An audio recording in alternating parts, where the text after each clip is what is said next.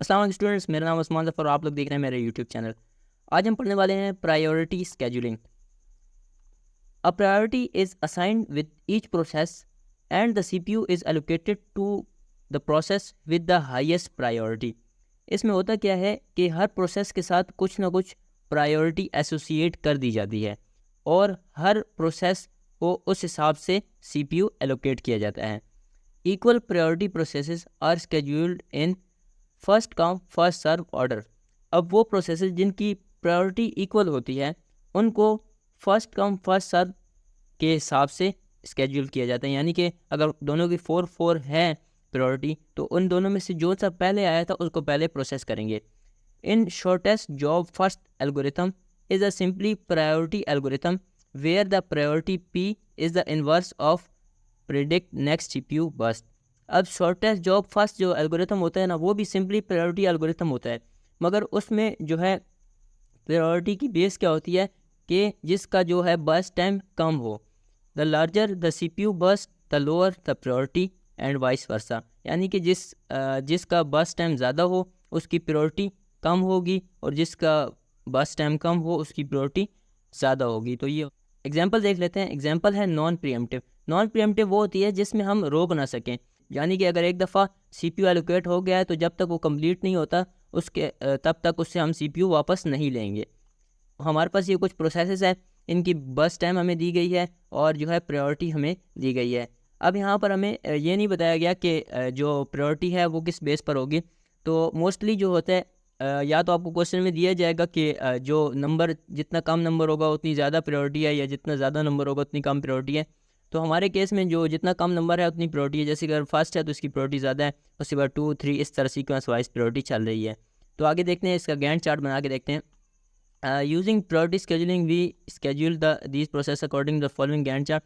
तो इसमें हमने जो है गैंट चार्ट बनाया है और इसको हम देखते हैं कि किस तरह बना है। अब ये है कि प्रायोरिटी 1 किसकी है, यानी कि प्रायोरिटी सबसे ज़्यादा किसकी है। तो हम फिलहाल देख रहे हैं कि जिसकी मतलब कम नंबर कम है वो प्रायोरिटी ज़्यादा है। अब P2 का क्या है, प्रायोरिटी फर्स्ट है और इसका बर्स्ट टाइम 1 है। तो हम क्या करेंगे, इसको सबसे पहले 0 से 1 तक हम क्या कर देंगे, चला देंगे, सीपीयू उसको एलोकेट कर देंगे। 0 से 1 तक ये कंप्लीट हो जाएगा और उसके बाद नेक्स्ट जो है नेक्स्ट प्रायोरिटी किसकी है, 5 की। P5 की प्रायोरिटी है और इसका बस टाइम 5 है। तो P5 को हम सीपीयू दे देंगे और 1 से लेकर 6 तक इसको सीपीयू मिल जाएगा और ये 6 पर जाके एग्जीक्यूट हो जाएगा। उसके बाद 3 में P1 है और इसका बस टाइम 10 है। तो 6 से लेकर 16 तक हम P1 को सीपीयू दे देंगे। उसके बाद नेक्स्ट प्रायोरिटी देखेंगे कि 4 किसकी है, 4 है P3 की और इसका बस टाइम कितना है, 2। तो P3 को हम दे देंगे, P3 को हम दे देंगे और P3 को 16 से लेकर 18 तक हम सीपीयू दे देंगे। उसके बाद P4 की है 5 प्रायोरिटी, यानी कि सबसे लास्ट में ये है और इसका बस टाइम भी 1 है। तो हम 18 से लेकर 19 तक हम इस गैंट चार्ट में इसको सीपीयू दे देंगे। तो ये गैंट चार्ट बेसिकली रिप्रेजेंटेशन होती है कि हमने कब किस टाइम पर कौन सा प्रोसेस चलाया है और कितने टाइम तक वो चला है। तो अगर इनकी एवरेज निकाली जाए तो एवरेज वेटिंग टाइम इसका निकलता है 8.2 मिली सेकेंड। 8.2 मिली सेकेंड इसका एवरेज टाइम निकल जाएगा। उसके बाद नेक्स्ट एग्जांपल है प्रीएम्प्टिव, यानी कि जिसमें हम प्रोसेसेस को रोक भी सकते हैं। ये इसमें देख लेते हैं। इसमें हमें अराइवल टाइम भी गिवन है, बस टाइम भी गिवन है और प्रायोरिटी भी गिवन है। तो अब हमारे पास सबसे पहले 0 पर कौन सा आया था, 0 पर अराइव कौन सा हुआ था, P1 हुआ था। हालांकि इसकी प्रायोरिटी 3 है, मगर अब हमारे पास और कोई प्रोसेस नहीं है जो 0 पर आ रहा है, तो हम जो अराइवल टाइम है उसको पहले देखेंगे। तो हम डायरेक्ट जो है इसको नहीं चला सकते, तो तब तक हमें इसको ही चलाना पड़ेगा P1 को। तो हम P1 को CPU दे देंगे 0 से लेकर 2 तक। अब 0 से लेकर 2 तक हमने CPU P1 को दे दिया है। अब हम 0 से 2 चलाएंगे तो फिर हम इसको रोक लेंगे, फिर हम देखेंगे कि 2 पर हमारे पास P2 भी आ चुका है जिसकी प्रायोरिटी भी ज़्यादा है। तो हम क्या करेंगे, P2 को CPU दे देंगे। तो P2 को जब CPU देंगे तो इसको हमने कितने टाइम के लिए चलाना है, 1 टाइम ही चलाना है। तो हम क्या करेंगे, 2 से लेकर 3 तक P2 को ही चला देंगे। तो हमारे पास 3 पर जो है P2 कंप्लीट हो जाएगा। अब हम देखते हैं कि 3 पर कौन सा है। अब अगेन हमारे पास 3 पर कोई भी प्रोसेस यहाँ पर नहीं है, तो फिर हम अगेन इसी को ही चला लेंगे, क्योंकि हमने CPU को जो है आइडियल नहीं रखना, उसको खाली नहीं रखना, उसको हमने कुछ ना कुछ टास्क देते रहना है। तो हम P1 को, जब ये पहले 2 चल चुका था, यानी कि इसके 8 टाइम जो है इसका रह गया है, तो 8 टाइम में फिर हम इसको एक बार और चला देंगे। तो 3 से लेकर 4 तक हम जो है P1 को दोबारा चला देंगे। अब 4 पर हमारे पास P3 आ चुका है, P3 की प्रायोरिटी 2 है, P3 हमारे पास आ चुका है और इसका बस टाइम 2 है, तो हम इसको 2 जो है P3 को 2 दोबारा चला देंगे। 4 से लेकर 6 तक हमारे पास P3 चल चुका है। और अब हमारे पास P1 जो है इसके 7 ही रह चुके हैं, क्योंकि 2 यहाँ पर चल गए थे और 1 यहाँ पर चल गया था, तो ये 7 उसके जो हैं अभी तक मिलीसेकंड रह गए हैं।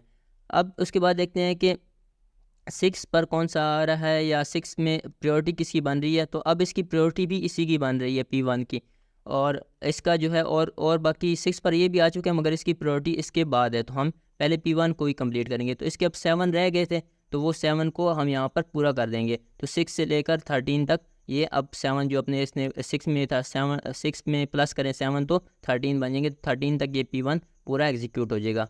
उसके बाद 4 प्रायोरिटी है P4 की, इसका अराइवल टाइम 6 है, तो यानी कि 6 पर वो आ चुका था, तो थोड़ा उसने वेट किया। 6 पर वो आ चुका था। अब यहाँ पर हम इसको चला देंगे, इसका जो बस टाइम है एक ही है, तो इसको चलाएंगे 13 से लेकर 14 तक, ये हमारे पास चल गया है। और अब इसके बाद लास्ट में जो प्रायोरिटी है P5 की, और उसके बाद अराइवल टाइम इसका 8 था, 8 पे यानी कि हमारे पास ये अभी रेडी क्यू में आया हुआ है। और उसके बाद जो है बस टाइम इसका क्या है 5 है, तो हम क्या करेंगे 14 से लेकर 19 तक P5 को भी चला देंगे। तो इस तरह हमारे पास जो है प्रोसेसेस सारे जो हैं चल गए हैं। और ये नॉन प्रीएम्प्टिव, ये प्रीएम्प्टिव था, यानी कि हमने इसको P1 को रोका, फिर उसके बाद दूसरे को चलाया, यानी कि एक को रोक के दूसरे को चलाया, तो ये होता है प्रीएम्प्टिव, जिसमें हम प्रोसेस को रोक सकते हैं। तो आज के लिए बस इतना ही था। अगर आपको ये वीडियो अच्छी लगी हो और इस वीडियो में कुछ चीज़ अगर आपको कॉन्सेप्ट ना समझ आया हो, तो हमें कमेंट सेक्शन में ज़रूर बताएं। हमें दीजिए इजाज़त, अल्लाह हाफिज़।